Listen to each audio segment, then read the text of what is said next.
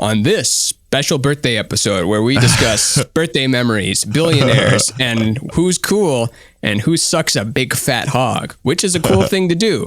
But they're not doing it, so they're not cool anymore. But are they? Are they in space? Has anyone sucked the big rocket that goes into space? Now that's cool.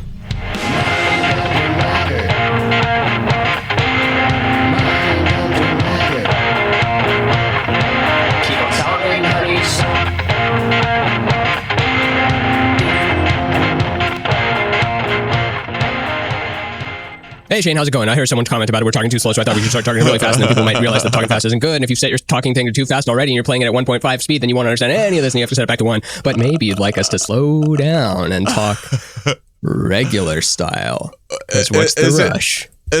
Are you sure that they were implying that we were talking too slow? That might have been a me thing.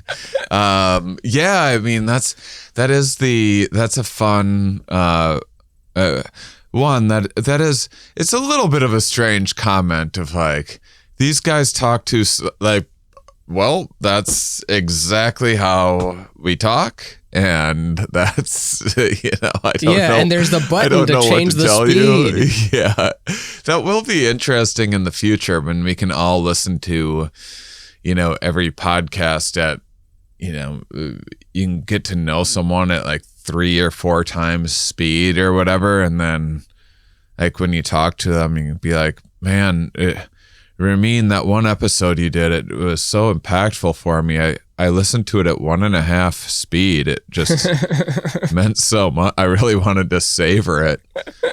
I was thinking with talking speeds, like if you spoke faster, it wouldn't make sense. Like the charm of it, it's not all in the speed, but it's like the whole package. And I was thinking of like Sebastian Maniscalco too. Like a lot of the charm is that the speed at which it goes, Marvin Gaye, Curtis Mayfield, Superfly, like that's not really like speed metal. It's slow.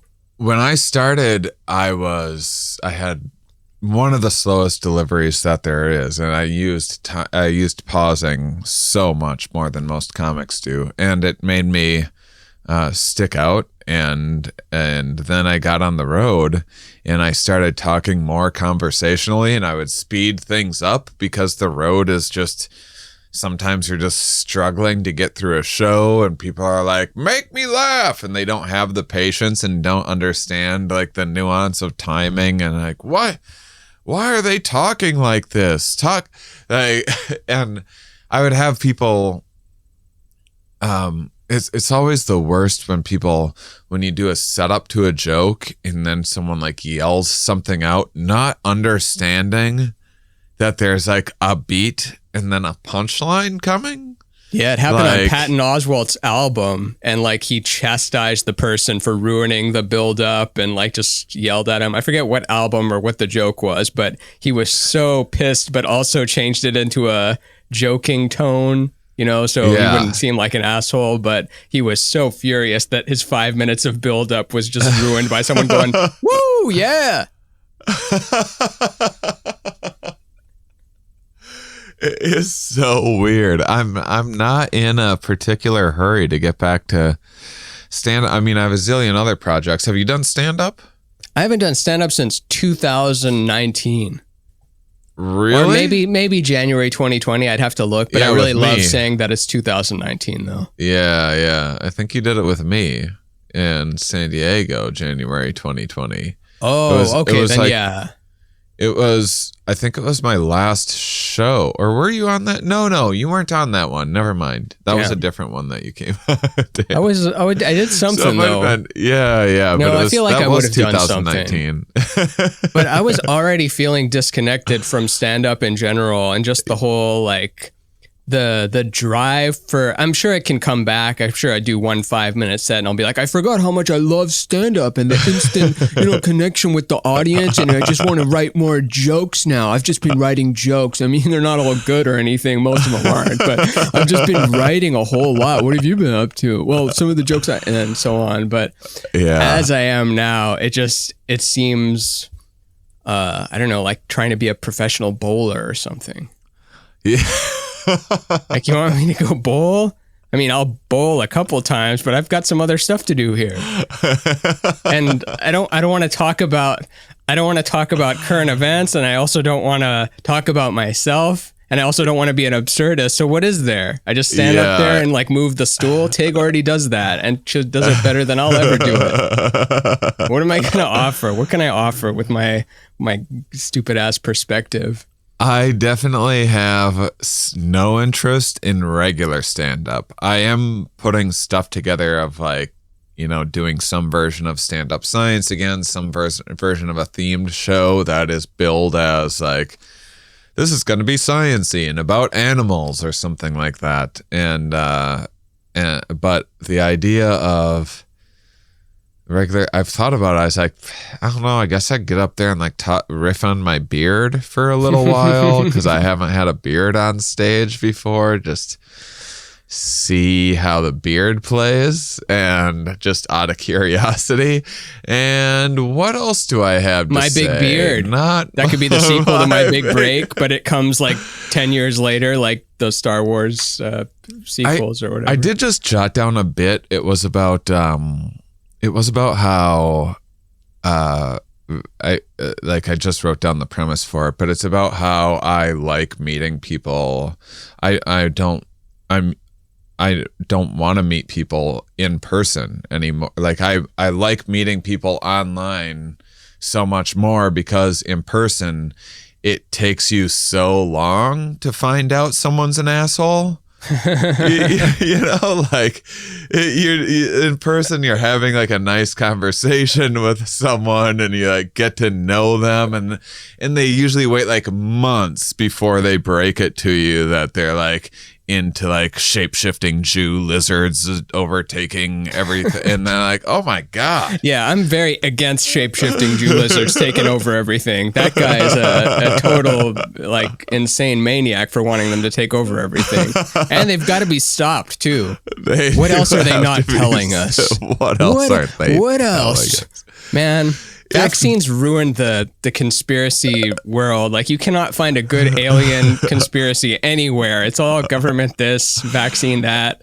I know. It's I just saw Michaela Peterson just did a video that she just got COVID for her second time, and like gave her and her family COVID for a second time with like all this anti-lockdown, anti-COVID. This isn't, so makes this whole video of like, wow, guys, this one was pretty serious. And if I wouldn't have been healthy, and like, it was like a health pitch of like peddling how healthy it was like, I thought I had immunity from the last time still. And it's like, well, why did you think that?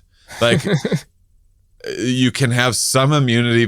That's like very, if you have scientists and et cetera on your show, and you don't know that you can still get COVID months after the fact with new variants and everything else going on, it's just like, and then she's like, you know, maybe in a few months, I think I will consider getting the vaccine this time. And then her fans are like, oh my God. No, she never got the vaccine. Because it's part of her fucking brand. It's not weird. It's part of her, it's part of the whole. Which is weird, because I thought she had like lots of autoimmune things. So maybe there's fear of getting it because of the autoimmune thing. But then again, I don't know. It's just part of people's identity now. And I mean, to people's credits, it's like, at least they're doing what they say, you know, they aren't sneaking off and getting vaccines without telling anybody.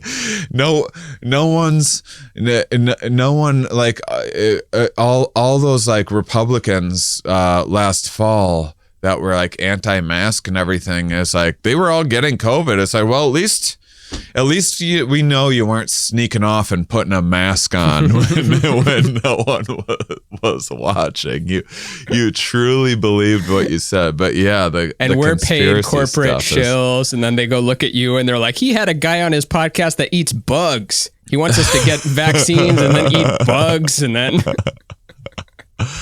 Yeah, I mean, at this point, it's just like over half of the population of the country is vaccinated. That would be a heck of a cover-up.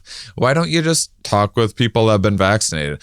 Brett Weinstein was like, everyone I talked to that got vaccinated had really scary side effects and like something like that. And so people were like what?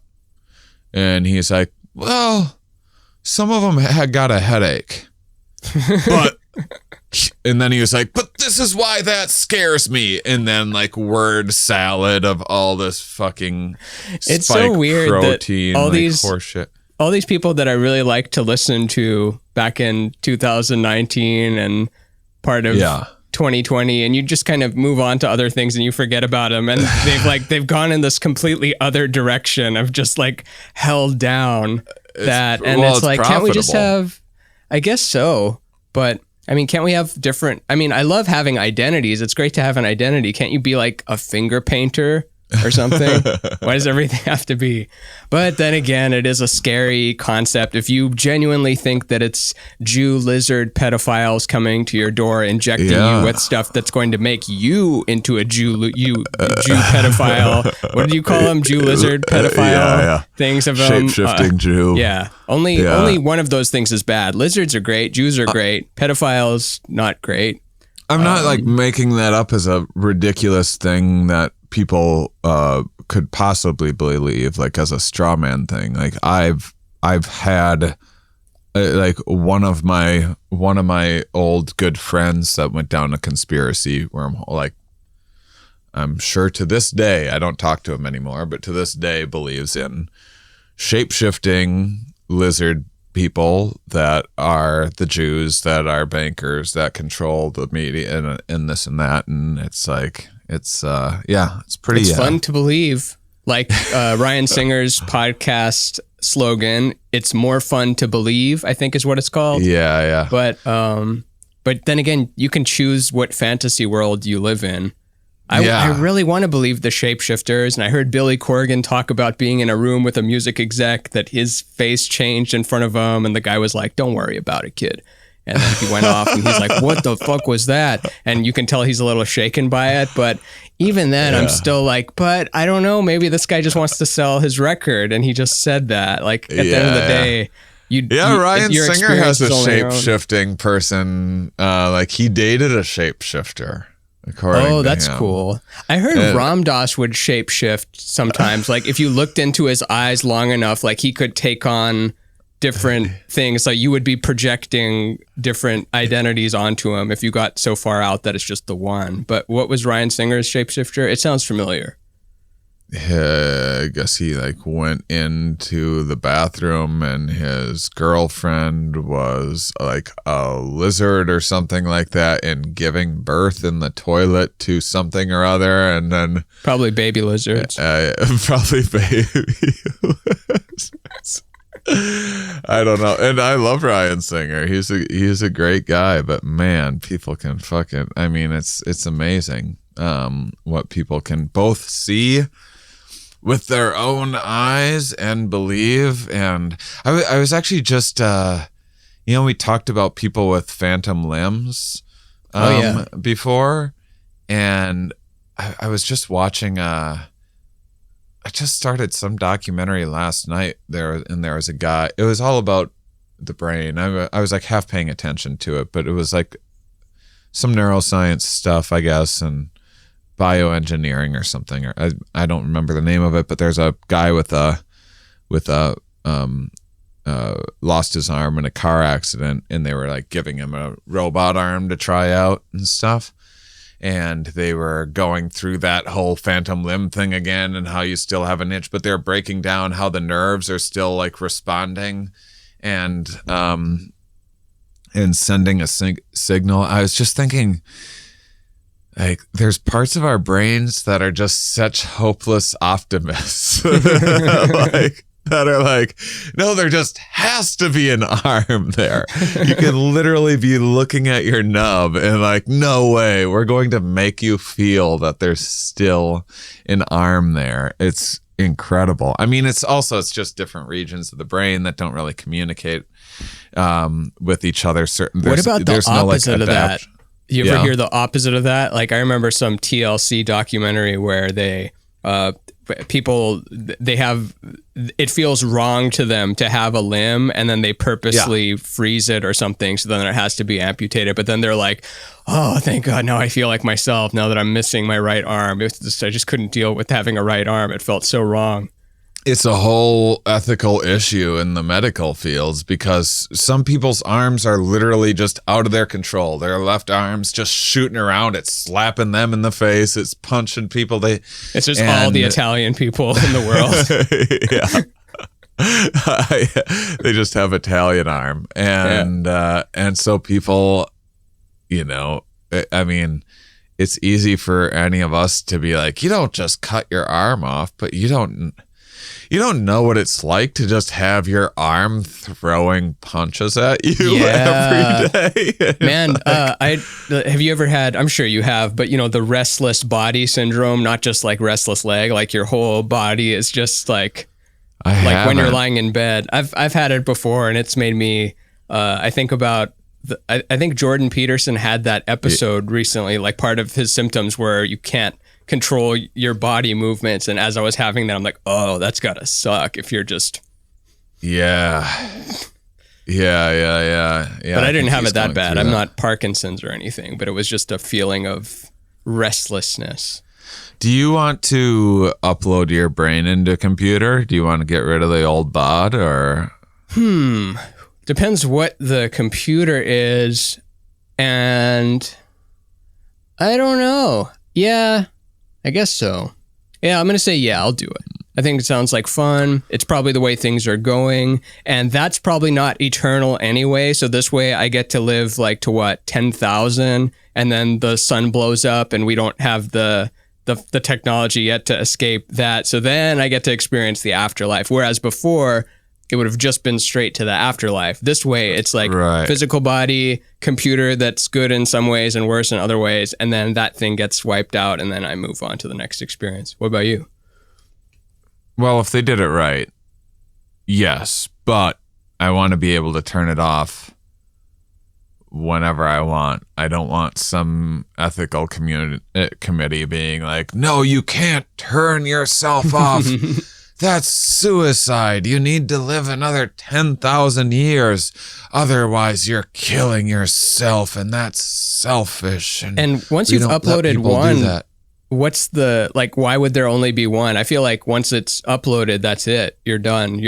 There's infinite copies. Even if it's unauthorized copies, other people can make copies of it. They can make spliced versions of you and like a velociraptor. A potato, or I feel like I've already made that reference before, but you feel like you've made that reference before. It just feels familiar. I feel like I've said velociraptor potato human before. It feels right in my nervous system. It just feels right in my body that I've said it before. That is the tricky thing of this show that we're just going to be bumping up against constantly. Like, have I said this before? Have I done the Arrested Development chicken dance while explaining theoretical physics before? Yes, of course. You did one for quantum physics. You did one for astrophysics. You did one for plain old normal meat and potatoes Newtonian physics. There's that potato again. I had Ungoogleable Michelangelo on my podcast, and in the middle of the conversation, I'm like, have you seen Some Kind of Monster, the Metallica documentary? And I start going into it. He's like, you asked me that last time you talked to me. Are we in a loop? Are we in a loop again? It's like, we got to break free of the loop, and did all this kind of stuff. Yeah, some people might have better memories for things, or other things are just more impactful or whatever. Well, that's one of the advantages of this show, is that because we don't have guests, or at least not regular guests, we might have special guests once a year or quarterly or something like that. Yeah. But we don't have to, when you have a guest, you have to keep on reintroducing the background of your ideas. You keep on having to reset up like your perspective over and over again. Whereas we get to keep on building and moving forward into the infinite. I was thinking about, or keep going. Yeah. No, I was thinking about this with relationships and how me being with one person for the last almost 10 years, like, whereas if I were a single person dating, like someone would fall for not tricks, but you know, your sense of humor, your jokes, like your just your baseline stuff. You could just use that again, like, oh, you're so funny, you're so interesting. And when with your one person, like, you got to keep it fresh. You got to be growing all the time. You still got the hits, of course, but it's like you don't get to be the same person you were 10 years ago and be impressive. You have to still be doing that. So I don't know. I was thinking about how that's a good thing to not have to repeat your patterns. And that's good with this show. It's the same thing. It's a relationship of the podcast. Yeah, I've never really dated. I've been thinking about it lately, but that's it. That is an interesting. I mean, I guess there's lots of people, men and women and other things that do that, of just like build this other repertoire. Things? Did you just refer to non-binary people as other things? Yeah. But they good, because that's what they like to be called. I have as my pronouns in my Twitter profile, it/thing. You're it/thing. Yeah. I'm it from the pit. But yeah, that is the, I mean, I guess the dark side of that is the players or whatever out there that have their little manipulations, or the fuckboys or whatever we're calling them these days. What I never actually looked into like what a fuckboy is by definition, because I just assumed it's just like the modern day vernacular of like player. It's just a dude trying to, I think it's bachelor, but laid. Bachelor implies you own property and a car, whereas fuckboy probably doesn't own their property and doesn't own a car. They could, but it sounds like just someone who doesn't want to be in a relationship and probably isn't even good at communicating that. Yeah. I could use some practice dating, because I've barely dated in my life. But yeah, that would be an interesting, I mean, I guess I do have. You're like a lesbian, and that you go quick to like long term moving together. Yeah, way too fast. I like commit way too fast. I get like way in over my head, and I'm always like, "This is it. This is the one." And a year in, I'm like, "This isn't the one." Yeah, this person looks like a monkey. Remember, that's called back to episode 3 or whatever. Yeah.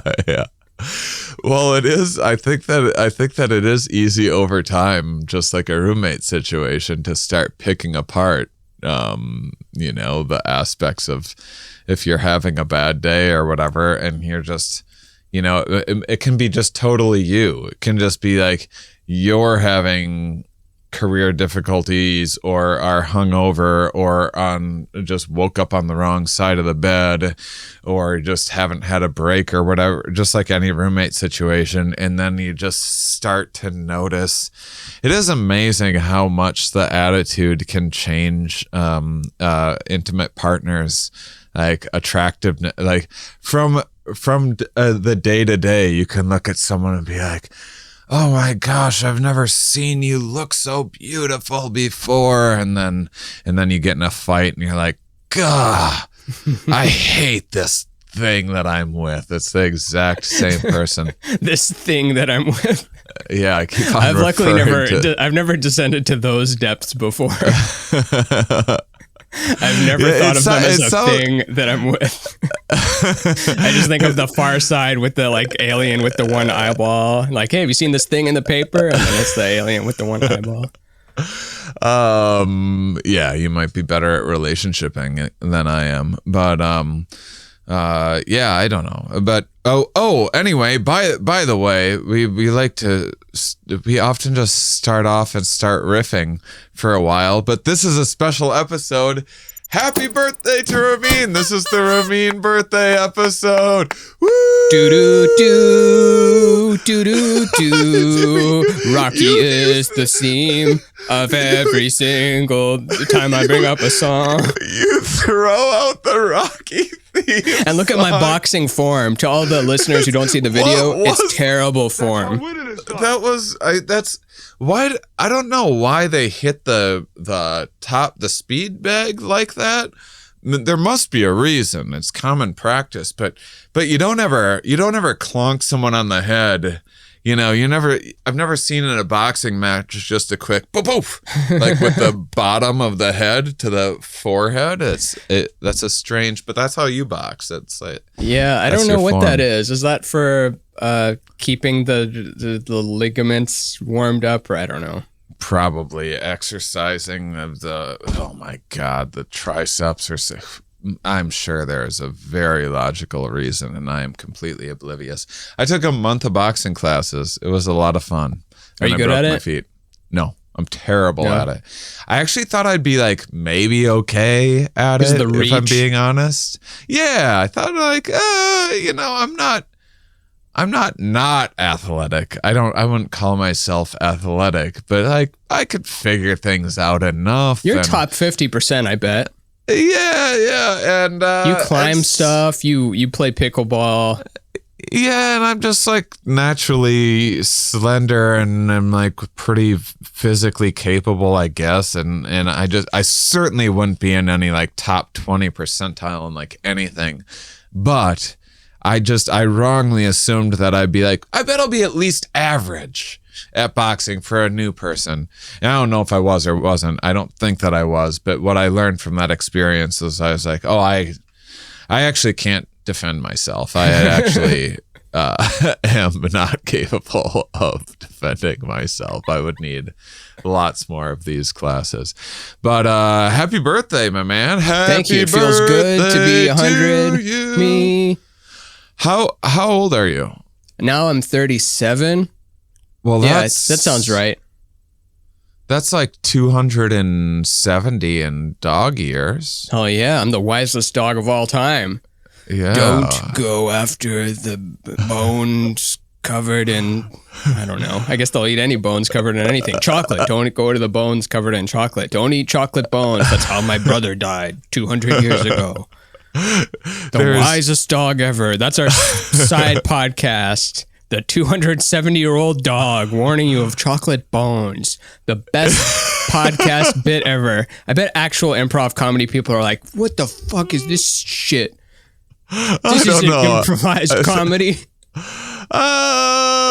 I've seen enough improv shows to be like, I think you're better at improvising. Yeah, it's mostly most rubbish. Improvisers. It is mostly not rubbish. You, Matt Besser. Not you, Amy Poehler. Not you, right. Andrew. There's people that are exceptional, and I think that there's like something to do with a personality type that often gets into improv that is just hokey and a little like too pleasant or agreeable or goofy or something like that. You know that they all, before they go on stage, they slap each other's backs and they say, I got your back. I got your back. That's like a thing in improv. Whereas in stand-up, before you're doing an important showcase, your buddy will come up and be like, hey, don't fuck this up like last time. Yeah.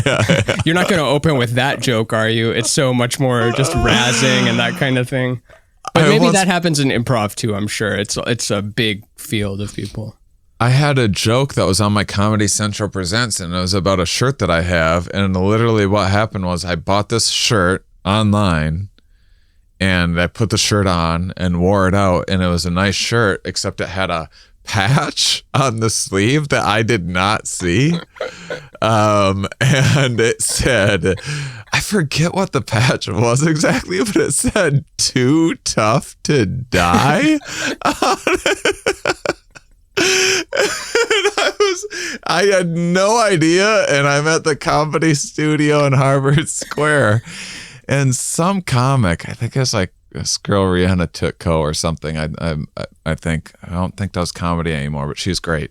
That was like, what the fuck is that? And just started laughing wildly. And I was like, oh my God.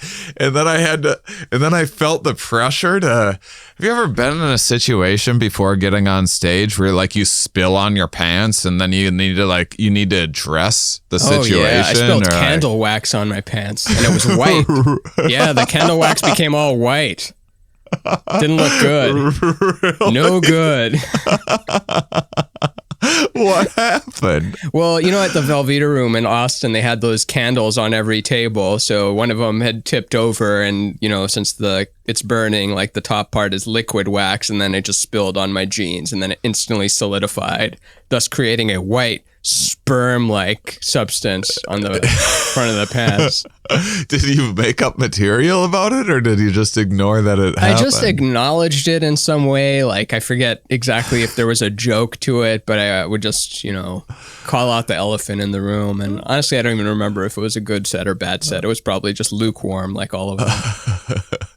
Like the cum on your pants. Yeah, on the outside. It's funny that you can pee your pants and just kind of joke about it, and then people will assume that the sink was wet, but you could have really pissed your pants because everyone knows about the sink wet thing. Once I literally spilt on my pants and then quick wrote all this material about how it looks like I peed my pants and stuff. I don't know what the material was. I just know I came up with it. I know I was like in the back. I had to go up in like 10 minutes and I'm sitting there racking my brain and I came up with whatever. And then I opened with it and I looked down and it dried. There was nothing there. All of that was for naught. But yeah, improvisers. I once did a improv class at a community college. They had like really cheap different, like I took a stand-up class there that I actually enjoyed, so I was like, I'll take an improv class too. And the teacher she was in like a over 50s improv group, and she was one of the worst improvisers I've ever seen. So I was now that's a talent. Being the worst is good. Let me give you an example. This is like one of the first classes. There was like 4 or 5 of us or something, or 6 of us, and we're standing in a circle. And the game is like you just go counterclockwise, and I say a word, and then you just think of the first word that pops into your mind, and it doesn't even need to be related to. Excuse me. It doesn't even need to be related. You can just say sneeze, and then you say something, anything. Chair. There you go. And then I say Post-it note, and that's it. It's not related to anything. You're literally just saying any word that you want to.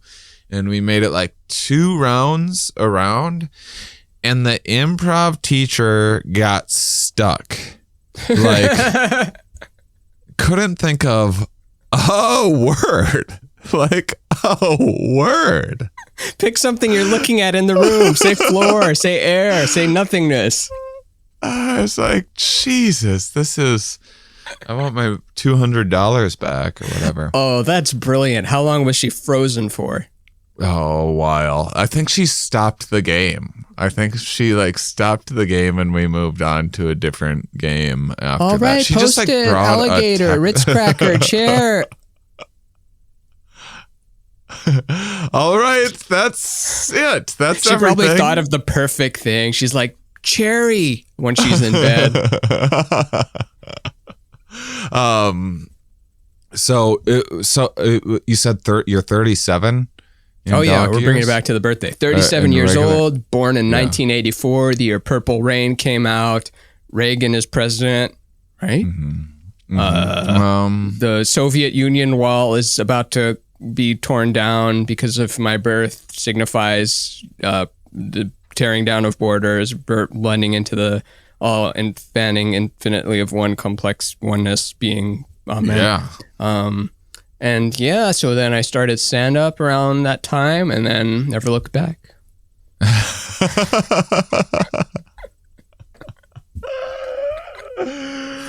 Do you have birthday plans or anything? Yeah, we're gonna go to Joshua Tree and sit in the cowboy pool, look at the stars. What's the cowboy pool? A cowboy pool is just a big tin thing with water in it, and you just sit in it. Or a cowboy bath, but it's a little bigger than it. But we're just getting an Airbnb, getting out of the house a little bit, bringing the Yosh man with us.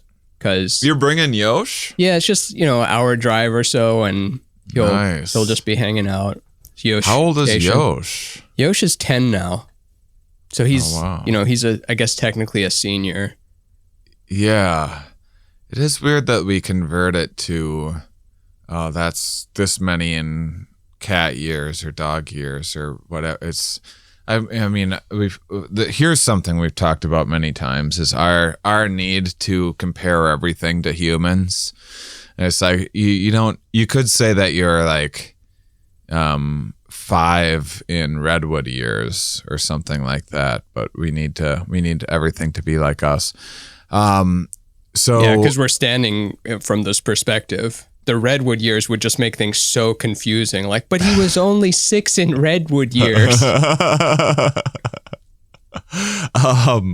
So I remember, I think the second episode of the Here We Are podcast, I did a episode on gift giving because I launched it right around Thanksgiving and Black Friday and everything. This is like 7 years ago, so I don't have. I just have this one takeaway that I remember from it.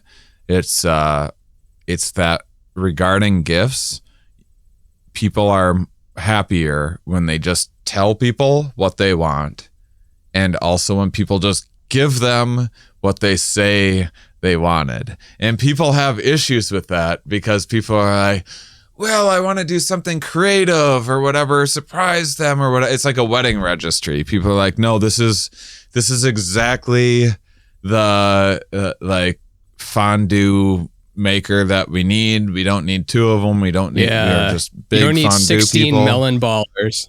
Yeah. You need 1 melon baller.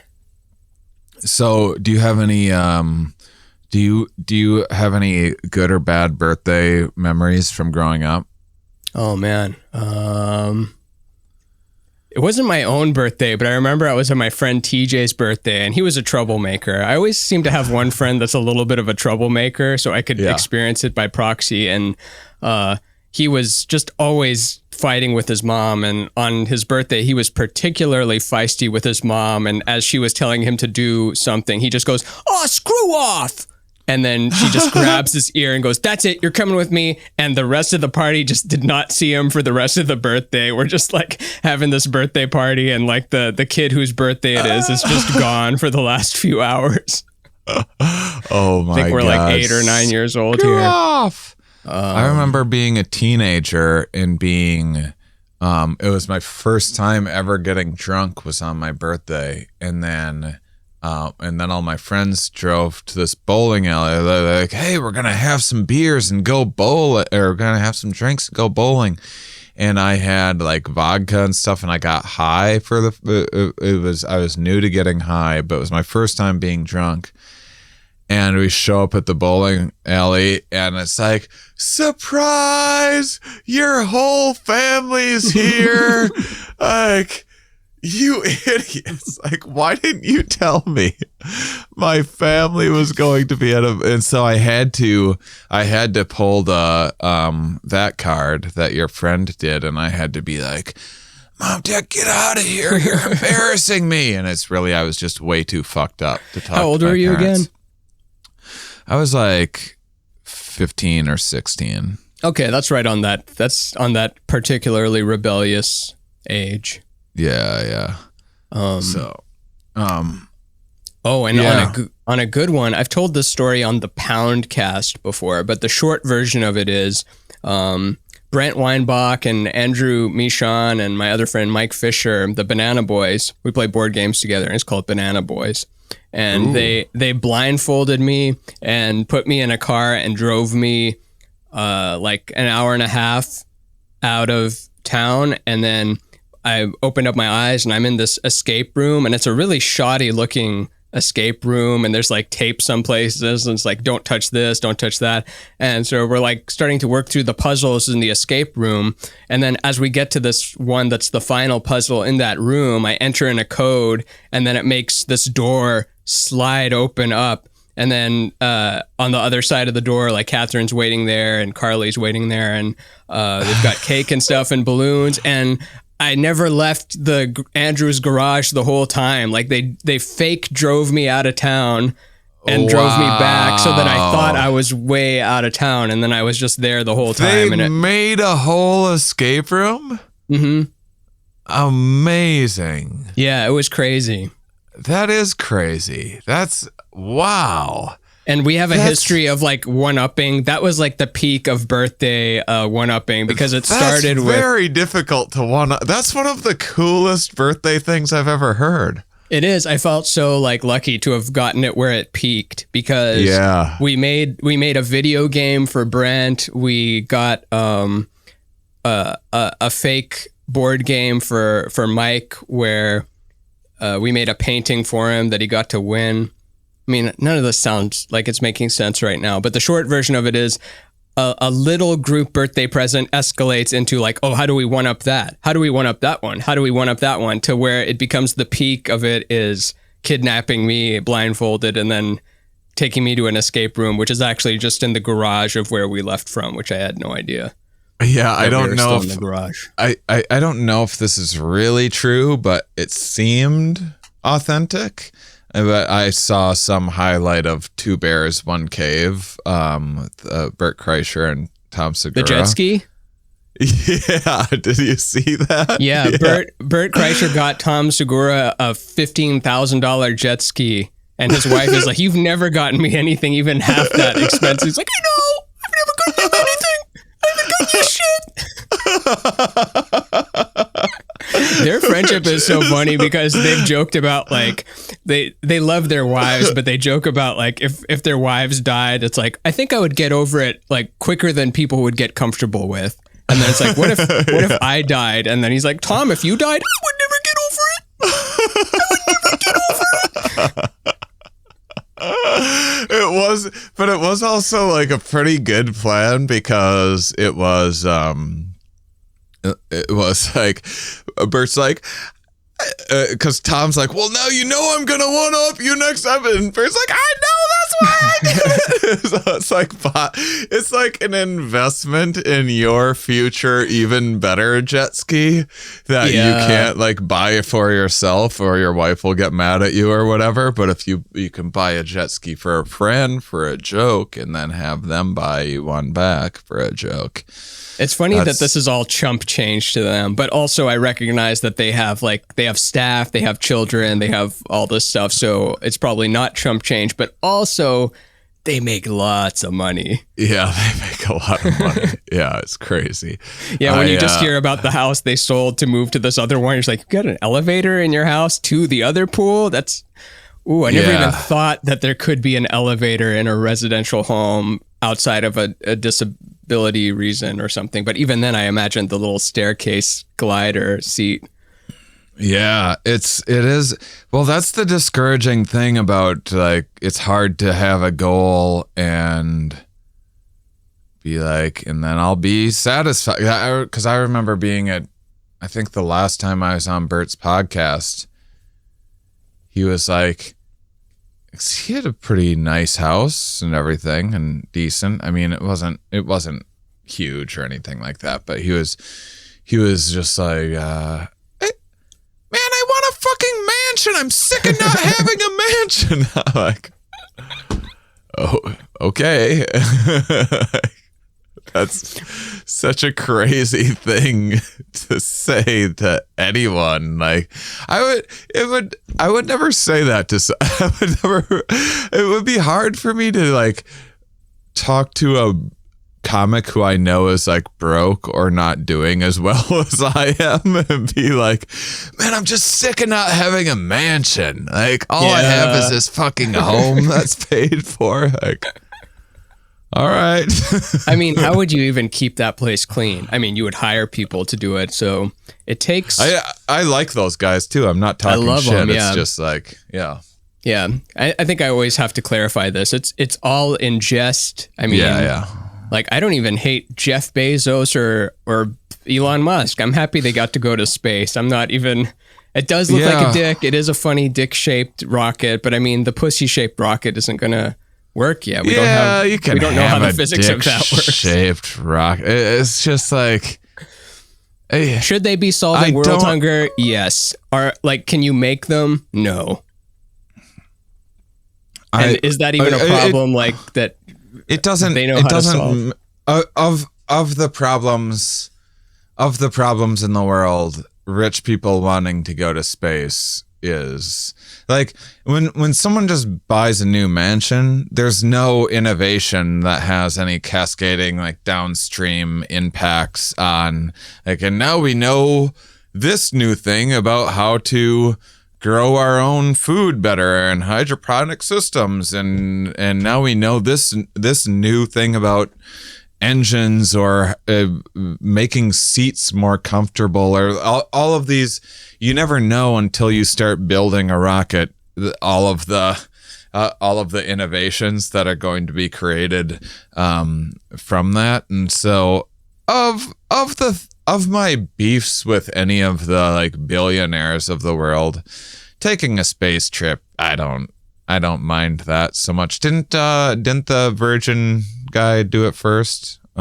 Yeah, he's been in the space game for a little longer than because also he's been a rich guy longer than I think Richard Branson was a billionaire before Jeff Bezos even had the bookstore Amazon, back when he had a station wagon and he literally just took copies of Steinbeck in like a bubble mailer and like drove it to the post office. He's like, oh, I've got 16 customers this week, and mailed out like physical books to people. That's how he started? Yep. And I know he got like $100,000 seed money or something for starting it. Could have been $1 million. I'm thinking $100,000 to $1 million to start Amazon. But yeah, he just drove a station wagon with packages, and people laughed at him because like, no one's going to buy books on the internet, you stupid bald glasses idiot monster or whatever they called him. So, and it's weird that we're mad at billionaires. Like, how come you're not nice to humanity after all they do is talk shit at you on the internet?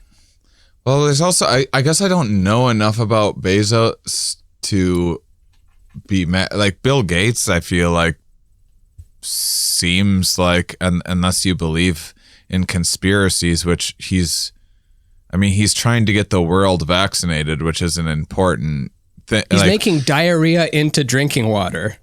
Yeah, that's better than Jesus, right? If it's true. Yeah. That's like if you could turn wine into water or diarrhea into actual water with no leftover diarrhea, and I'm not talking like 0.1%, I'm talking 0 left. That's a better thing. For all of my frustrations with anti-vaxxers, if there was enough vaccines for every single person in the world who actually wanted a vaccine to have access to those vaccines, we wouldn't have the problems that we have now, and we could probably handle some anti-vaxxers and the conspiracy folks or whatever, and it wouldn't be that impactful. But there's only like 12% of the world population vaccinated for COVID right now. And the one that China did a good job of rolling out one. They got it to like 1 billion people, and it was a good vaccine for the original variant. And then the Delta one just started blowing right through it. It's escaped their particular vaccine, which sets them back some and everything. So anyway, that's something Gates has been working on for a long time, which is absolutely, we don't live in a country with measles, or there wouldn't be such a thing as anti-vaxxers. If people had measles and shit left and right around us, no one would be an anti-vaxxer. We're just so privileged and detached from all of that. But yeah, Gates seems like he's had a positive impact on humanity. I don't know anything about Bezos. People are like, oh, he got so rich during the pandemic. Well, there was during smallpox, they were doing food delivery. You would leave your basket out of a window, and they'd put food in it, and you would pull your basket up by a rope or whatever. It was like they were figuring out to stay away from people and find ways to distance and that sort of thing. And so, I'm sure that person back then that innovated the basket delivery grocery service did very well for themselves as well. It's just like there's a online gardening company that popped up right before COVID. I haven't looked into their stock or anything, but what fortunate timing. Oh yeah. To be a gardening company. There's just always going to be winners and losers whenever there's some huge event, whether it's a negative thing or self-driving cars, which are like,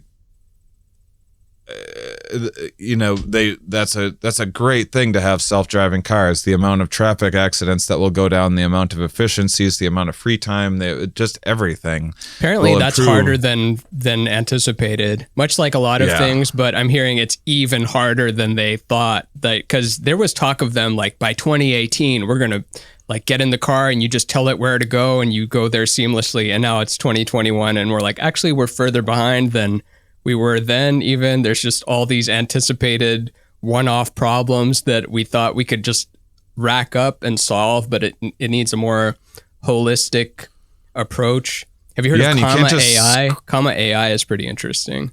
No, what's that? That's George Hotz's company. He's the guy that did that TED Talk or the South by Southwest talk about the world being a simulation, and then kind of coming to this realization of like, I'm about to have a lot of money, and like, what does money really buy? It just buys power over people when you think about it. Like, I can just give money and then people will do what I say, and that's not interesting to me. I don't want power over people. I want power over nature. Like, how do I solve the actual problems of physics and AI and make it so that everyone can have like the coolest apartment in the world. Everyone can have a cool ride, not just trying to bring billionaires down or something, but have everyone be raised up. But the fact that it's called Comma AI means that you put this after anything and it becomes an AI. And currently they sell like a $1,000 thing that you can put in any car made after like 2010 or something, and it becomes a self-driving car.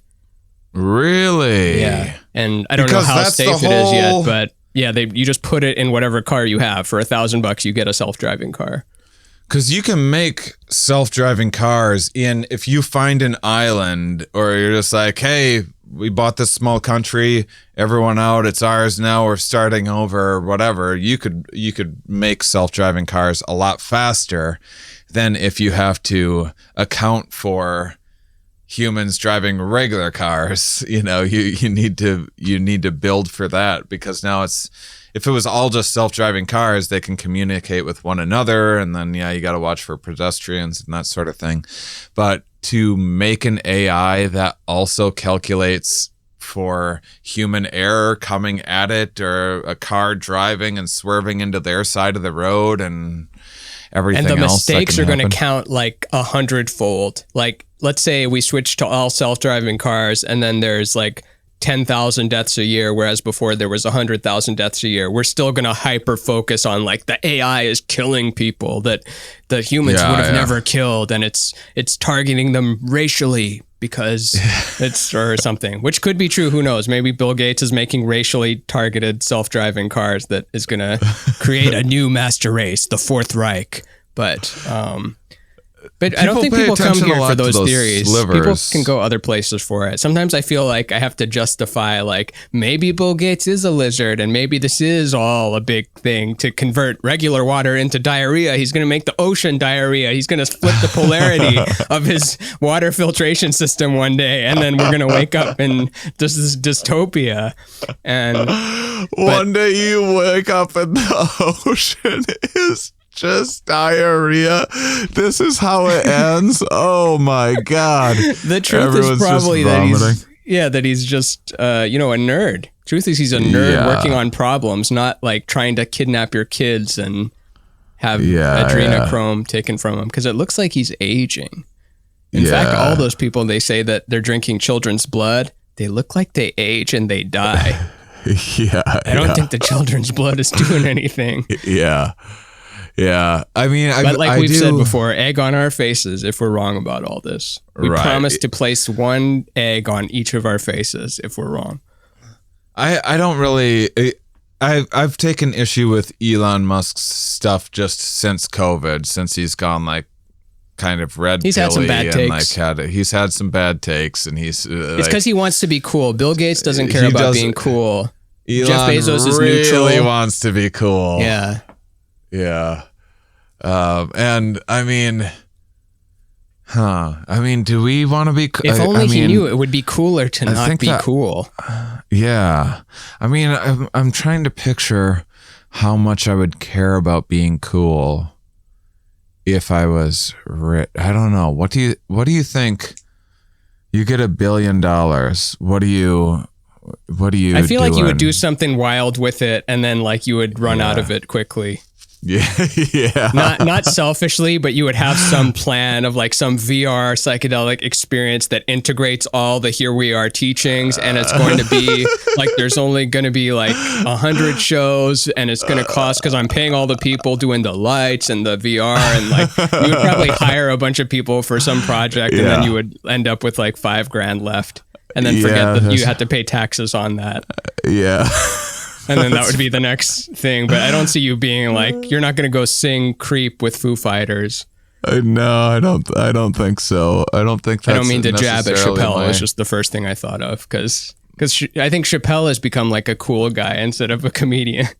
Yeah. Have you had experiences of, I mean, I guess I have had experiences of, like we were in a Montreal comedy festival together. I always liked going to comedy festivals, and those are like, oh, this is cool. Like this is like I'm with a cool group of people being ridiculous and having fun, and we have this bizarre occupation that we all do, and this camaraderie, and we were picked. There's like a VIP thing, and we're picked. There's like a cool vibe to it for sure.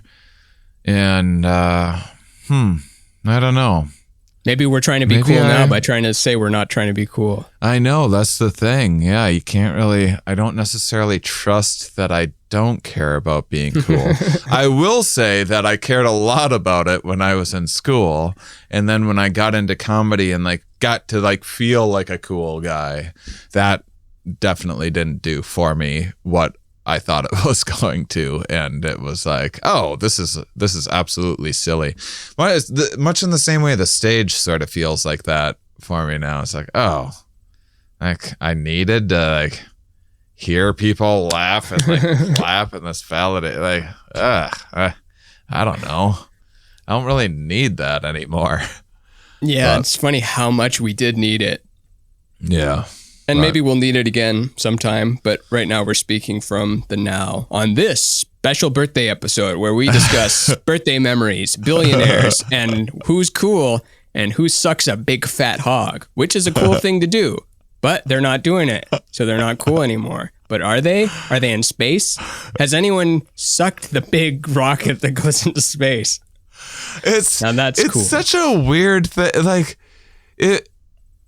if you need to point out that it looks like a dick, I mean, that's a little bit on you. Like, it's how the fucking rocket's shaped. I'm sure. I think people are more concerned with like the fact that there's the head, like as opposed to just the straight up 60s style sleek rocket. Like the fact that it has the section that looks like the head of the penis is what grabs people's attention. But maybe that's why our penis is shaped that way, because it thrusts better or something. I thought it was to suck out the sperm of the competing male. So like we're trying to suck out the of space, like the competing aliens trying to go to space. Well, they've probably just updated things and learned quite a bit, I'm sure. There's I just did an episode on biomimicry, and one of the like go-to examples in biomimicry is the bullet train in Japan. Yeah. So it's named the bullet train because it's literally shaped like a bullet. The front looked like a bullet, and it kind of just made sense from an engineering standpoint. And the problem was it would go through tunnels, and when it would come out of tunnels, there's a different there's different air density in tunnels and outside of tunnels, and the front of it moving through that different density would create a sonic boom. So if you just lived near the outside of a tunnel of a bullet train, you would just have to hear sonic booms just through the day. Is that like an earthquake? Time. Does that make everything shake, or is it deafening? I've never experienced it outside of Guile's, Street Fighter move. Well, I think normally you need to be breaking the sound barrier, but bullet trains are going 200 miles an hour, so there must just be something with the way the air moves is them breaking the sound barrier. Yeah, I think it's just an exceptionally loud. I think that I've heard. Don't some of the aircraft's sonic boom sometimes? I think that they do. Yeah, the what is it? The Mach 3 jets, Mach 2, Mach Razor by Gillette, the best a man can get. But whatever it is, it was exceptionally loud, and they're like, we need to change this somehow. And the guy that designed the train happened to be a bird watcher, and he was like, well, this one bird dips in water perfectly. That's going from the density of air to density of water without disrupting the water, and it has like this long beak, and so they just copied the exact shape of the beak and put it on the train, and the sonic boom stopped. And then they ended up increasing the efficiency of the train by like 15 or 30% less energy it ended up taking total for the runs, and it increased the speed of it as well. And meanwhile, so they were making fun of him, probably. They were making fun of him for watching birds when he should have been working on trains, whereas Look at this Pinocchio train. Yeah, the answer is outside of focusing on the problem, which is what you were saying before about space travel, is that you end up solving problems you didn't think you would solve, and it was only by doing that weird problem that you get those answers. But you should be solving. It's easy to have that opinion. Like, I mean, obviously, if I'm talking to more than just you, which I am, I guess, because it's recorded on a podcast, but it's so easy to like just point your finger and be like, you should be solving disease and poverty, and we should not go 1 foot above Earth until everyone's belly is full. We shouldn't even touch the clouds until the bellies of every human is full. But that's on them, and they could be meaner. They could be a whole lot meaner for being tech trillionaires. Yeah, the dystopia could be worse. A lot of people make the argument that, hey, Mars is the next stop and we should definitely go to Mars, and the innovation arguments that I've been talking about. I do tend to think that the whole Mars thing is, yes, I mean, eventually humans will need to get off Earth, but I don't think we're there yet. We're certainly not moving the entire human civilization to Mars anytime in our lifetime. What if we're terraformed from Mars already? Like Mars was an Earth-like place, and then a long, long time ago they seeded Earth because there got burned out. Yeah, this planet, it would be a smart thing if you were on Mars. You would be looking at Earth being like, we should get there because that would be easy to inhabit. Like we could build domes in the desert or anything else. We could do all of these things that there's all of this dead space, especially in deserts, that we could be building things. And instead we're like, how do we take Mars and turn it into a habitable planet? Well, you probably don't. anytime soon, maybe like 200 years from now or something like that. And it just seems like a form of like futurist religiosity or something in it's a what way where that generation was brought up with. Like your generation, are you millennial or Gen X? You're on cusp. I'm like kind of close. I don't know. What's the barrier for that? I never pay attention to. Okay, yeah. 1980 is millennial, I think. Mm-hmm. Geriatric millennial, but like the early Gen Xers, boomers, they were brought up on, Tomorrowland, colonies on the moon, space travel. That was like the image of the future to them. And then we grew up with no moon landing, no NASA activity. Like all that was kind of dead. And then we're brought up with more of the realities of it, of how tough it is. So we start to, have a different version of the future where it's like you get healthcare.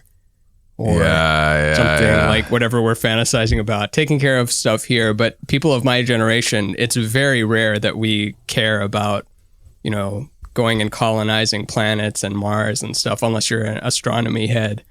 But I feel like culturally everyone was into it before because that was the vision. I can see it ignoring poverty. It's not like I've never walked by ignored like a homeless person or something like that. It's not like I'm out there. Did it on the way here. Like working for Habitat for Humanity every day or anything. And I don't expect everyone to get the nuance of like, well, it doesn't even matter if you're rich. Poverty still impacts your life. You need to have bodyguards and stuff like that because of you're a target for desperate poor people, that sort of thing, at like the very least. But global warming's a thing where I'm kind of surprised that intelligent rich people can just ignore it for personal gains. Like Bezos says he's doing it, but I mean, what does that mean? I don't know his plan. I don't know his absence of a plan. I just know he talks about it. I know Amazon gave tons of funding to the Amazon rainforest, actually, and that's a branding move. I know people. Yeah, I like know people working with Mayweather some of those. Gave money to George Floyd's funeral. Floyd, that's gonna look good. Yeah. Also, because that was nothing to him, because he's a billionaire. Right. Yeah. But there is like a lot of I shouldn't even say who I know because they may not want me to, but I have a friend that works for let's just cast him as Dave Waite. I was talking with the UN today, bro, and Bezos threw us some cash to fix up the rainforest and fix COVID-19 and the hunter-gatherer areas. I'm searching for words. What do they call those? The pygmies, the Congos, pygmies in the Congos. Just the traditional. The traditional people in the Amazon, just like the Shipibo people and those sorts of people. There's a lot of, they were deeply impacted by COVID-19. Probably didn't help that like Westerners were still bringing down ayahuasca ceremonies and stuff to them and flying people in that would have COVID and then giving them. No, that's no good. Yeah, but because otherwise they would have been pretty isolated from it, right? How would it have got to them if not for the tourists? Yeah, they got to go into town and stuff too, and pick up egos and milk and stuff from the grocery store. And they're an integral part to the forest rebuilding. They do like some controlled burning and stuff like that increases soil and everything. And the governments down there are just taking over more and more. But I guess if you're a politician. It just seems weird to me that any politician can just be like, and then we'll sell off all this land and let them cut down all the trees, haha, and that's how I'll get funding or what. Like, you really got to tell yourself a story or just not look into it at all, because global warming's the one thing that, I mean, I think COVID's far from over, and I think it's going to have I think we're going to be paying a medical cost for this for like probably decades. Oh, yeah. But pretty easily. And I think things are going to probably get bad in the fall again, or worse. Numbers are already going up again. But no. And it looks like there's maybe a new variant that'll have vaccine escape too. Gamma? I forget. Are we going through the whole alphabet? Delta, Gamma. Yeah. But global warming's a thing where it's like I think it could happen really fast. Maybe I've just been watching too much David Attenborough lately. I don't know if you've seen any of the recent stuff that they've put out. No, but what's it about? Animals and their habitat going away. They're going pretty full on into global. It's over 16 meters tall, but it's losing its habitat. So, unless it finds a new place to live, it will die. I can only try. I think it's so important, and I wish more people would be into that, but I also think that get people curious about that sparrow or whatever first, and then once people are interested enough in sparrows, which I don't think we're worried about sparrows, actually. I think they're the most populous bird on the planet. Oh, damn. I think there's billions of sparrows. But like if you get people very interested in turtles, then I think it's easier to convince them to. I think turtles are chill. They're fun. They're ninjas. They're mutants. They're teenage. Sparrows are like, Black Death, eating, pecking at you. Turtles represent life and cool. Pizza, but there's something chilling out about just like showing a fun 2-minute clip and then being like, and look at what you're murdering. You can only see that so many times where I was like, Jesus, okay, I get it. This is the next great extinction, which I think that it might be, but we'll see. What, sparrows? The sixth great extinction on the planet, I think. Oh, the number of species and stuff. Yeah. I wonder if we just if there's going to be a big reboot or comeback where we like take some of the DNA of stuff that gets extinct and then 100 years later, like we repopulate it Jurassic Park style. Yeah, maybe. And I mean, maybe it doesn't even matter. Like if humans go, I mean, there's like, once in a while, like bats gave us a virus, but we gave bats a virus in the Northeast. Some guy did. I probably talked about this. The caver from there's this caver in Europe who came to the U.S. and was in the Northeast and had some sort of mold on his boot that impacts bats, but the bats there have adapted to it. And he went caving and spread this mold, this like white nose fungus or something like that, I think is the name of it. Something like 99% of an entire species was just completely decimated in like short order, like just completely dropping done. Like dominoes off the ceiling. And then they figured out what happened and traced it to that guy. Can you imagine getting a knock on your door one day? Are you Nose Fungus McGee? Yeah, you're responsible for this. And it's just a billion dead bats in a pile. You can't even make out what it is until you look at it for 3 seconds. You drop off a billion dead bats in his backyard. We thought you left these.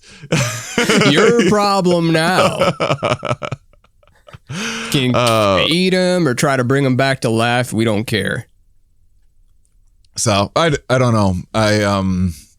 But yeah, I don't know. Maybe it ultimately doesn't matter. Maybe things are blown out of proportion. Who knows? But I think if you care about living, biodiversity loss and global warming stuff is something that you and I, in terms of things that we're going to see in our lifetime, we're not going to upload our consciousness in our lifetime. I don't think. Do you? Oh man, there's no way to answer that honestly. I mean, feeling.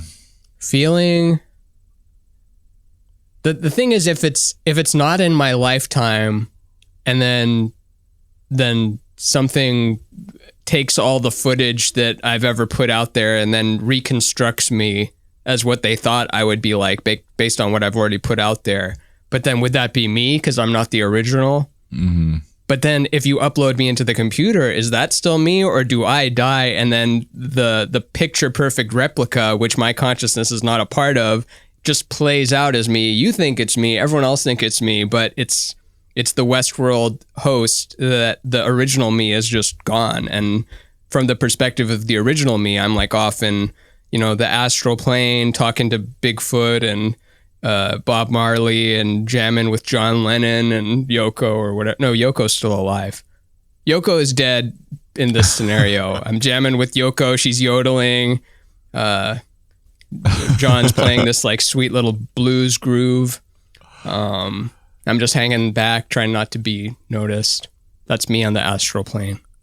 Yeah. I don't know. You think it'll happen? Because there's No. Neuralink and stuff, and I don't know how much our brainwaves are actually putting out. So it could be a very easy like twist, like, oh, we just realized this much data is always being radiated out from the brain, and we found a way to intercept it and then connect it through transfer. I think there's more possible synaptic connections in the brain than there are like atoms in the universe or something like that. I mean the brain is interesting. Even in the smallest things that have them, like fruit flies. I think it would be difficult to even get a fruit fly brain uploaded. What about with quantum computers, where you I don't know enough exponentially about quantum computers. It seems like probably that would help quite a bit. But so it's like basically throwing infinity at infinity. So it's like you've got the infinite potential neural synaptic connections, and then it's like breaking a password or something, and you just brute force it using the quantum computer. But then again, maybe the quantum computer is just qubits instead of binary, and it's still a limited thing. Yeah. This is a science computer podcast supporting billionaires. What are some good billionaires? Like Oprah? Yeah. Oprah goes to space. Yeah. Send the good ones to space. Well, I guess it's just whoever's paying, really. I'm not paying. I think about it more in terms of hoarding. Like if you're letting the wealth circulate around, but the billion is still like coming to you as a node, then you're not bad. But if you're just hoarding it the whole time, and then that money energy is not going anywhere, and you're just sitting on it because you like the idea of having $1 billion in your bank account, then that's no good for society. But if you're constantly using it for experiments and projects, and even if they fail and they don't help people, if that was your intention, it was still good. Well, that is the thing of corporations for all of the. I'm a pro regulation guy. I think that we need more regulation on corporations, and I think we need to get a handle on campaign finance reform and that sort of thing. But when you have a system where you can get lots of people in place working together and have funding, like amazing things can happen. No one's making a vaccine in their basement or, in their like bathtub or whatever. Or certainly I don't want to take a vaccine that someone is making in their bathtub. Mm-hmm. No one's, there's like, sure, there's a couple like flat earthers trying to build their own rocket to shoot into space or whatever. I would much rather the Bezos dick-shaped rocket than something like someone built in their garage. Not that that's not impressive. If you make your own rocket, more power to you. But there is, like, we have a team that does this podcast, like adding adding additional people and resources and delegating and having specialized skills all working toward a unified goal can be an exceptionally powerful thing. And that's why governments that are done right can be really powerful. Corporations that do things right can make incredible things happen. Does our staff pee in jars because we don't give them bathroom breaks? Yes. Is this a policy that we're aiming on changing within the next 10 years? Of course we're talking about having a discussion about changing it. We're talking about figuring out when to have the discussion about it in the next 10 years. And I don't even know how much Amazon, are all the workers peeing in jars nonstop? Is it just the low 10% of workers peeing in jars? How many jars are being peed in? What color is the pee? What smell are we talking about here? Is the bubblies good? I don't know. Do you know how long Bezos is going to space for? Because I have a pee related comment. Wait, how long he's going to space for? I thought he just went for like 15 minutes in the lower orbit. Oh, did he already do it? The launch, the one I know with the cowboy hat, I thought it was him, his brother, the 90-year-old astronaut lady, who looks really good for 90. I was really surprised that she was 90 years old, and she was, I forget if she's just been in the space exploration game or she's an astronaut, something like that. Basically an expert, a Jeff Bezos, his brother, and maybe a guy that won a contest online. I didn't even realize they already went, but that's how I'm not in the know. But if you actually live in space for a little while, if you actually get to a space station and live there, you need to drink one another's pee, recycled pee, which is always better than just drinking pee, putting it through the West or Waterworld filter or whatever. I mean, and it's not even pee after that. Like at the molecular level, they just take the H and the two hydrogens and the oxygen, and then they leave out the P, E atoms. Right. You don't want to. What atoms make it yellow? I don't know. So let's say sulfur. No, it's not sulfur, but I don't know, something. It's probably a big mix of stuff. I doubt that P is just a very simple molecule because it's got like all your nutrients and waste things in it. But one thing for sure, it's golden, baby. I'm blowing my nose like crazy. Normally we save this for the Patreon, but you guys are in for a treat. You get the nose blow. Sorry about that. I did too much ketamine last night. You're saying it would be not poetic. A cold. I don't have COVID. I just did lots and lots of ketamine. Were you saying that it would be poetic justice if he went into space and he would have to drink recycled pee? I think Bezos has to, or maybe it would like ingratiate him to his workers. Or what if the workers are allowed bathroom breaks, but they're just mad and they're like, we're drinking our own piss down here. Do you have to? No, but we don't like it here, and we're just drinking our own piss, and fuck you. Is it a real thing that the Amazon workers aren't allowed bathroom breaks or something? I heard it. I have no idea. It sounds true. When I hear of workers being oppressed, I mean, it's a story as old as time. Probably right. It gets better. Unions are good. More rights are claimed. Sometimes more are lost under new environments and stuff. But I don't know. It is pretty miraculous that there's 1 day shipping. Someone has to be paying that price. I imagine it's human suffering, not purely mechanical suffering. There's got to be a little human suffering sprinkled on 1 day delivery or same day delivery. I can have a telescope delivered to me now, and I didn't even think about it till like 2 seconds ago, and the telescope could be here. That's crazy.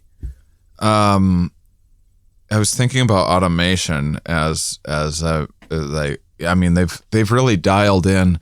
You know, it's like what Walmart did too, where like Walmart, you could say they're bad guys or whatever, and I would argue that you're right in a lot of ways, and that there was like a lot of negative things that happened with the impact of Walmart on society, but they did incredible, innovative things, which no one before Walmart. No one had when you scanned an item, it would immediately be go into the not the invoice, the when you count things, what's the name of it? The inventory. Itinerary? inventory list, and would automatically be updated, and then things would automatically be sent out when something was running low or whatever. Before that, it seems like so simple, but before that, people were literally looking at the shelves and like, oh, we're out of that, let's order more of that, and we'll be out of those things for like 3 weeks or whatever.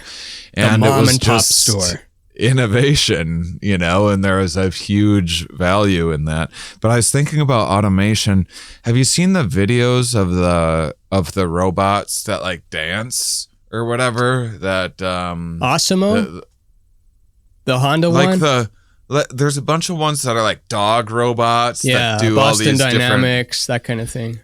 Yeah, and there's all these.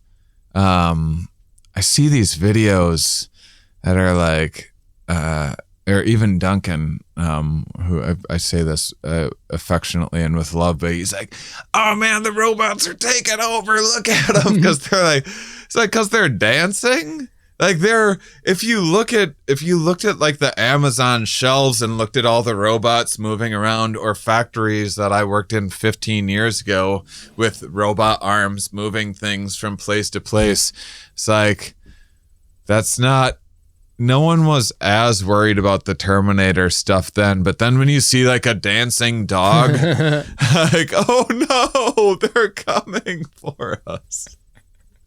I don't know if that's that's funny. Yeah, the actual scary stuff doesn't set off our radar, but the least scary thing imaginable, because it's unique and somewhat sentient, like it's stuff breaks so often, like there's no way they would take over. And whether or not we can even make them, there's a big discussion of whether general AI is even possible, and I'm not even smart enough to even talk to someone who's smart enough to talk to someone who's smart enough to really understand what that means. But just to give it an actual intelligence like us is a bigger problem than just more computing power.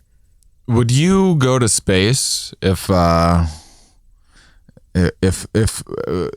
of these days Bezos decides he wants to be cool and we're the cool kids, and they like, for your birthday surprise, Bezos lets you in. How long am I going to be up space. there? What's the PR perspective? Well, tell me what you want. What do you want? PR, you got to ask today for looks what you terrible. want. PR, it looks terrible today. Today, it's better to be outside the Amazon building, and I would have a sign, and I would like be marching, and I would be like, "Help poor now."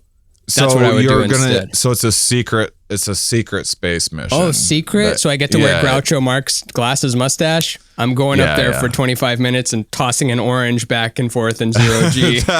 That's yeah. They were like tossing an orange back and forth between each other in space, wearing cowboy hats. Like, we're in zero G. We dreamed about this when we were kids. That's what they did. I mean, they tossed an orange back and forth. Might have been an apple. I remember it as an orange. Memory is unreliable. Mandela effect also could be a thing. I tend to think it's more memory than Mandela effect, but also, who knows? Maybe the Mandela effect is real. And before I was in a universe where it didn't exist, and then it existed. It changed. The something change of it. Would you go to space? I wouldn't go for long. It seems uncomfortable. You get atrophy. It smells metallic, I hear. Well, yeah, you got to drink other people's pee, which, yes, it's not pee anymore. Whose but pee am I drinking? That's another thing. Yeah, I mean, that's you don't get to like just go with your buddies necessarily. You're going with people that know how fucking spaceships work, and that doesn't necessarily mean it's the same people you want to like have a drink with, or that you're drinking with them, or that whatever else. And so you got to get along with them if you're up there for longer. To me, I feel like,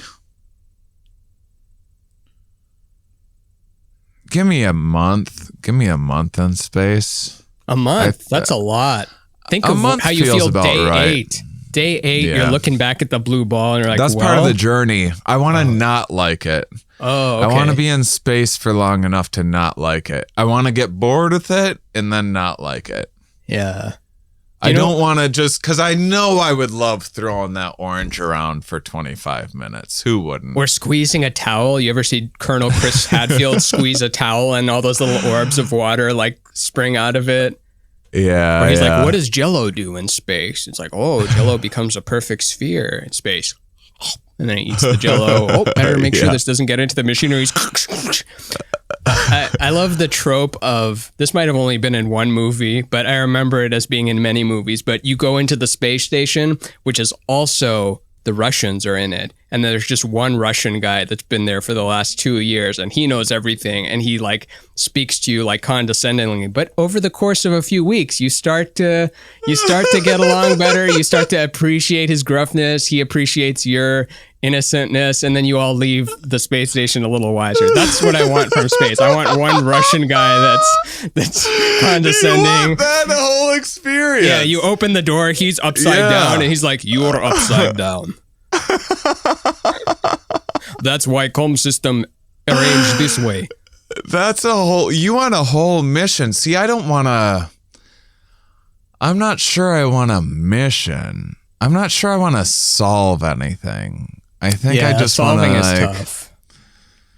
Because then you're on the clock. You are really like those astronauts. Their time is not their own. Like they can be up there for years, and every day they're waking up with a itinerary put together by NASA of like, here's what you're doing today. This is like you get whatever amount of breaks they've calculated make your brain the most efficient so that you can work as much as possible in a 16-hour period. You aren't just sitting there looking at Earth pondering existence the whole time. Like you're doing shit. But I would go and chill in space for a month. Yeah.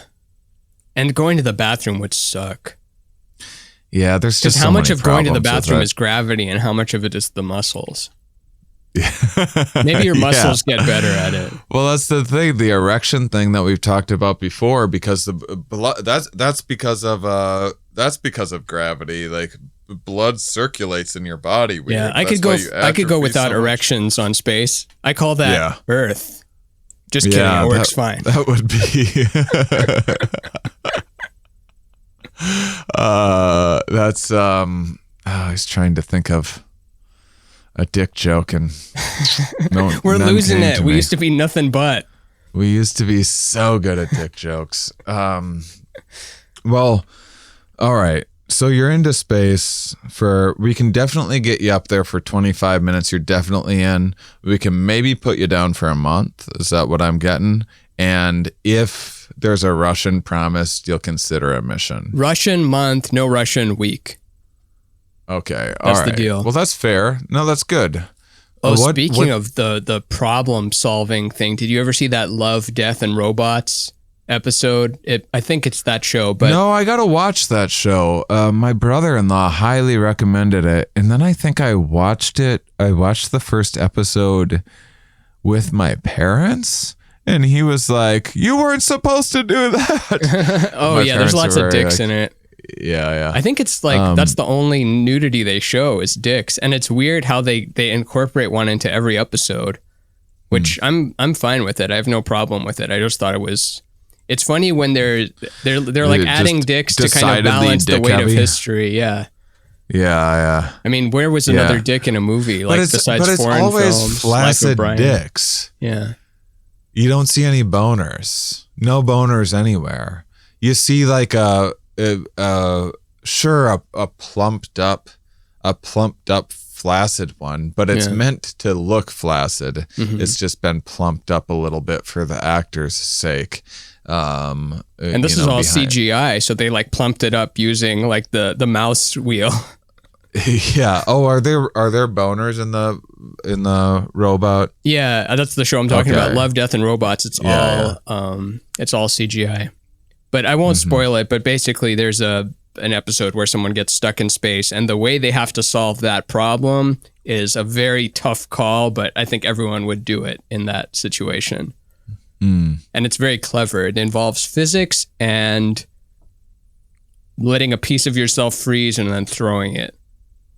Wow. So that the momentum of throwing it, every action has an equal and opposite reaction. So the throwing it forces you to get pushed back into the space pod. I think it's Love, Death, and Robots. I don't know. I haven't seen it in 5 million years. This is a cool birthday space episode. I think that's the theme. This is like we haven't talked about your birthday at all. Birthday and space. I mean, you're not much of a birthday guy, really, right? Or like, no. I guess if you're doing, fun escape room things and whatnot. I like to think of it that every day is like, you should try to treat every day like your birthday. Not that you're the center of attention, but in not celebrating special days and trying to make every day something, but then again, I don't know, maybe I'm just making every day bland. Are there milestones that you think about in terms of, because I guess like this, like I tend to think of New Year's Eve and birthdays, which we're both kind of fortunate in the way that we both have summer birthdays, so we have like 2 perfectly spaced out times a year for like reappraisal. And self-examination. My dad's birthday is Christmas. Oh, wow. He's one of those. Yeah, that's where you get screwed over. Mm-hmm. Your dad's Christmas. Yeah. But do you do enhanced like self-appraisal and that sort of thing around any milestones and or just kind of self-reflection, looking on how your last year went, or thinking about things moving forward more than you would any other given week? Probably on the day itself, but not leading up to it. It's almost that I don't really even treat it as a thing that exists until the day happens. Then you get calls from the family and there's balloons and things, and then you're like, oh, it is a special day. It's that. And then you're reflecting. You can't help but reflect on every other time that happened and sort of think of yourself as like, oh, right, this is a day that celebrates when I came into existence. I didn't exist before this. That's kind of wild. There was the 60s and 70s and all that, and that was just all going on, and I had nothing to do with it. And even some of the 80s happened without me, and then I popped in. But how does it make you there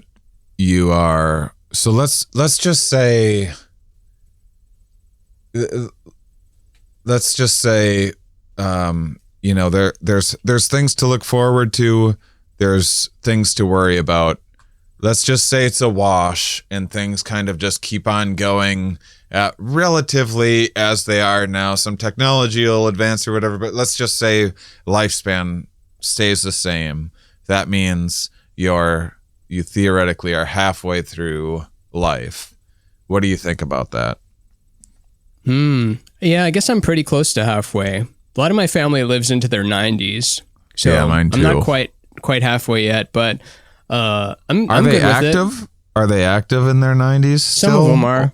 Yeah. Some of them, if they were to begin with. If they were always the outdoor type and things, then yeah. And my grandma's doing stuff, like not jogging around, like has weak knees and that kind of thing, as the body does tend to do that. But for 90, of course, and mentally, of course, still all there. But yeah, I'm good with it. Even if it was 90% done, which could be the case, as we've mentioned, the bus hypothesis. The bus hypothesis is I get hit by a bus. That's the hypothesis.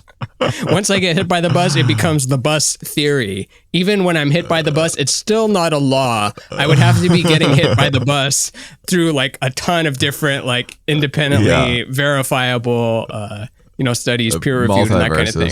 Yeah. So I'd have to do that. But I mean, I'm fine with it. I think about death a lot. So in that sense, I'm not. Yeah, I mean, I wrote that whole book about it. That's true. The posters are on my wall. I love the David Bowie Black Star album. I'm constantly thinking about people that have died as opposed to, Katy Perry or something. I'm thinking about not that David Bowie and Katy Perry, the difference is one is alive and one is dead, but it is one difference between them, and something about a dead person, like the arc is complete or something. Like they were here from 1942 to 1997. That was it. Whereas I'm still like this open-ended, like blurry thing. Like, am I here till 2024? Am I here till 2050? Which am I? And then someone that's gone, they're like, there's this finality. Yeah, in it you that I'm tend fascinated to, by. you tend to like, I don't know the right word. I mean, you tend to celebrate it more, or work through it more, or spend a lot of time, appreciating that person and stuff after they're gone, whether it's a celebrity that you're into or whatever. I don't feel like I have that much. I don't know what it is, but I've been thinking about death more lately, and it's been like anxiety about death. Whereas I always, when I was, what's there to be anxious about? It's always been, I don't know, just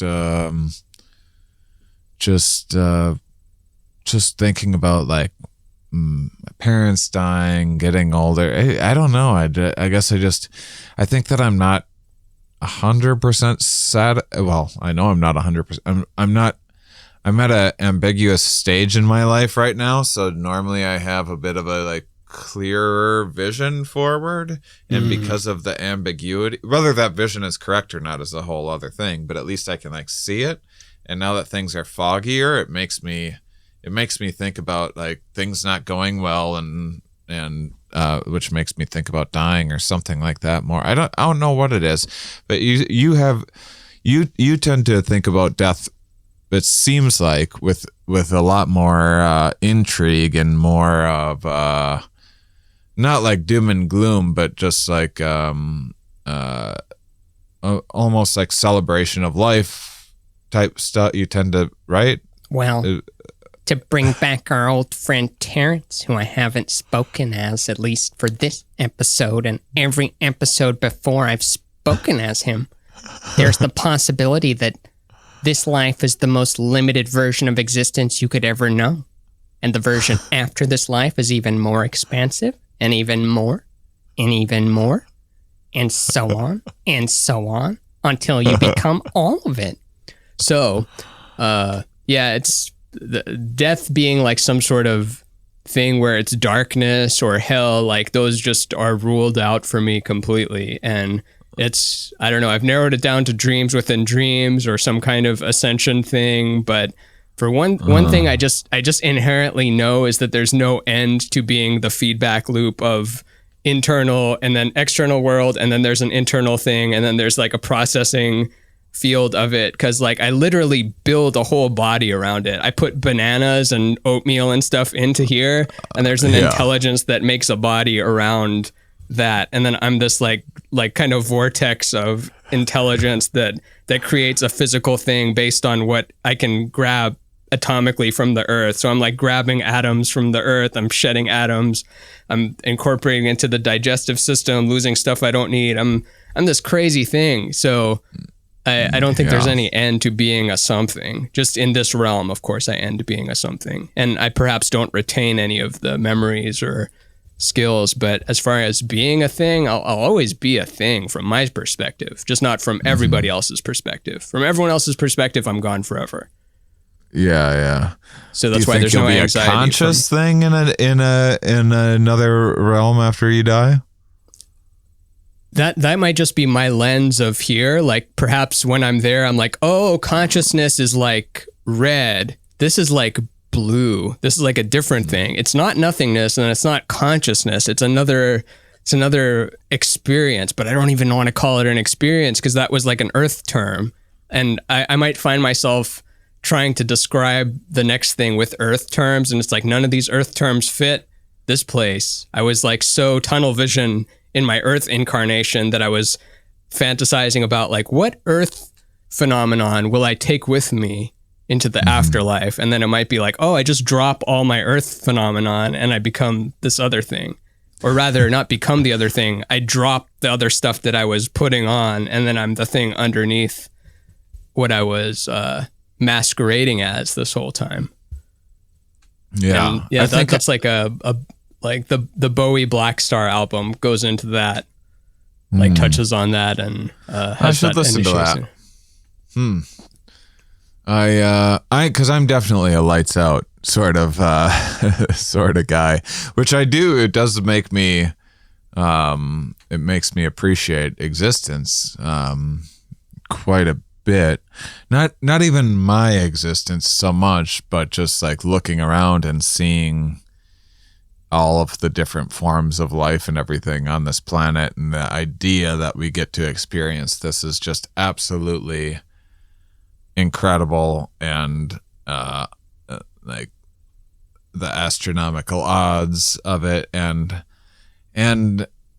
I do feel like I have a pretty deep appreciation for just life, like not my life, but like life, like going outside. It's not very, I'm never very far from being very curious about things in my surrounding and things in nature, and wanting to consume more and learn more about it, like endlessly. Yeah, you might be that at a more fundamental level than your avatar here, which to get really deep with things, which you probably won't even believe this, but I loved hearing it. But a friend of mine said that they work with you in the Intergalactic Federation, but your avatar chose to come to this incarnation and shut down all connection to that, because you were curious about like what it would be like if you didn't have any really woo channeling with it. But like your coworkers on that plane of existence, but you're like, guys, I'm checking out for this incarnation. I'm going to be 100% human, like just material science, not that that's not still magic or something. But you said you're a lights out guy, and I can't help but think that lights out is still an experience. Like you're sitting in your room and then the lights go out. That's an experience. You're still witnessing blackness. Even if you go blind, you're witnessing lights out. So like to not witness anything, that's how do you achieve non-witnessing? There's only gaps in turn the brain off. For how long though? I think that you need a brain to have sentience and to have consciousness and to have this experience. And I think that brains, as far as we know, require the organic matter, at least on this earth. And but that's the radio, though. That's not the orchestra. The orchestra is what you are, and then the brain is the radio that's like picking up the orchestra or the the jazz quartet or something. Yeah, or the pop station. Did you ever read the Annaka Harris book, Lights On? No, actually, she called it Conscious. She didn't call it Lights On. She wanted to call it Lights On, and she ended up calling Conscious. I was Sam Harris's wife. Having her on my show. You're having her on your show when? No. I was going to email her and see if she'd like to come on. Get that hoe on that show, and I say hoe in the most respectful form possible. Of course, because I call men hoes. I call women hoes. I bet she wouldn't mind. What was funny is they did an episode. Sam Harris and his wife did an episode of one of their podcasts together, and then at the end of the episode, like he just goes, "All right, see you in the kitchen." And some people might have misconstrued that as like, "Oh, you're telling your wife you'll see her in the kitchen?" He's like, "No, I meant it as though we live together, and you kind of walk by each other in the kitchen." Yeah. Not see you in the kitchen, my kitchen slave. But she's fucking brilliant. He's brilliant too, but what was the thing in the book? Oh, just it gets into the whole panpsychism thing. That consciousness is not generated by the brain; it's picked up by the brain, like a receiver is, and things can. Del the Funky Homo Sapien has lots of messages like that in his work. Yeah, it's like far fetched, but so is existence itself. So I mean, it's true. You can't bank on it. It's too woo woo, but if it's giving you anxiety.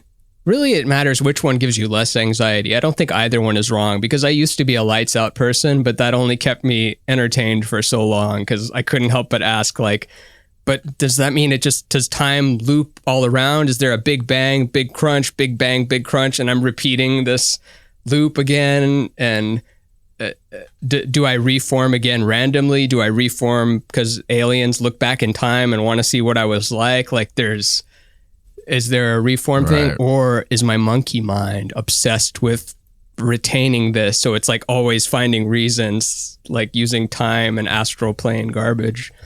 So could be that. The universe is so strange that it very well could be lights out and that's it. Like forever. I mean, it just seems like a hair egocentric to think that we're going to go on and on and on. And it seems like, well, of course, it seems like it confers a lot of survival advantages to believe that. And there's lots of reasons why genetically it would behoove individual organism to have a system like that then has it act in certain ways, that has it care about a legacy and pass belongings onto its children and that sort of thing, and care what happens after death. And like, you don't if you crush an ant or pull a weed or something like that, no one assumes that that's like not lights out for that thing. But I don't know. It is lights out for that thing. And another way I was just thinking of it is, I could be playing Mario Brothers and then I stop playing Mario Brothers. And then it's like, oh, is there no more games forever? It's like, no, I'm playing Zelda now. Oh, do you still have Mario's memories in Zelda? No, this is a completely different thing I'm doing right now. But you said that it ends. It's like, no, it's a different game. I'm still me, but I've lost most of the memories of that, but I've also integrated some of the memories of it in order to help me with this journey. There's like, that's kind of, you keep some of it, you don't keep the rest of it. And the ant is also no different from me. There's like one consciousness field which we kind of pop out into as individual. So we're in division as we are an individual. And then when we die, we cease to be in division. We are whole again. So there's no more divide. But the field is the field. There's no separation between anything in the field. It all like is one thing. Well, as we start wrapping up, I do hope that you at least live in this existence for a very long time, because we need at least another 30 years of this podcast or so. Can you imagine if this podcast lasts for like 30 years? That'd be so good. It's like the Bob and Tom show, or yeah. I mean, people do it. Exactly. Bob and Tom, lots of radio shows get together, and that's 5 times a week that people will get together and like read the newspaper to one another or whatever. I want to get old and lose touch. Decades. We got to get old, rich, and lose touch. And then they'll be like, remember when they were like saying that the vaccine was good, and they seem to like have, a good head on their shoulder, and now they've kind of become what they were complaining about 30 years ago. And then we'll be like, no, we just don't think that your brain should be uploaded into the conscious computer on the space station unless there's a Russian computer AI there to accompany you to give you some. As we've always said. Yeah. So yeah, well, enjoy your time at Joshua Tree. Thank you. How many are you going there with a group? No, just me and Catherine and just immediate family. Nice. That'll be fun. Yeah. Keep it easy. Well, cool. Well, what do we want from the listeners for your birthday? The one thing I've wanted my whole life and no one's ever gotten me, and I'm asking you to do this time, please write a review for this show that's 5 stars and give it some zhuzh. Don't just be like, great show, favorite show. Give it like some personal thing. Say like your fiance and you make love to the show.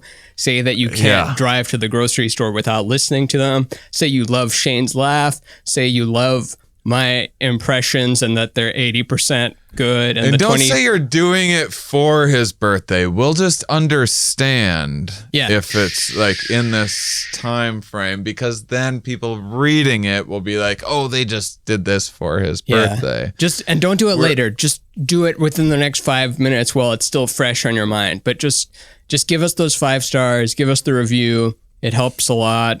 The show has employees that we have to pay. They need to eat food. They're tired of peeing in jars and drinking it. They don't like the flavor anymore. They used to like it. They don't like it anymore. Jars are overflowing. Jars are spilling onto the floor.